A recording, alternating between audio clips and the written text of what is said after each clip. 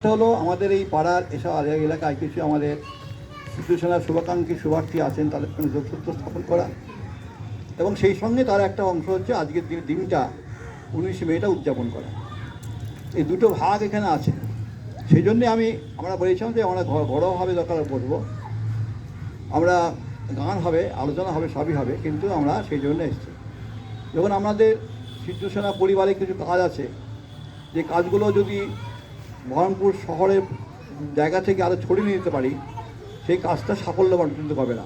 যেমন ধরুন একটা শিশু বইমেলা আমরা করি, জেলা শিশু বইমেলা করি, কিন্তু জেলার সব জায়গায় আমরা যেতে পারি না এবং শহরেও সব জায়গায় গিয়ে পৌঁছাতে পারি না। আমাদের হয় ডিসেম্বরে হবে, ভালো হবে 14 ডিসেম্বর বিশ্বনাথ কলেজ স্কুলে মোটামুটি ঠিক হয়ে আছে।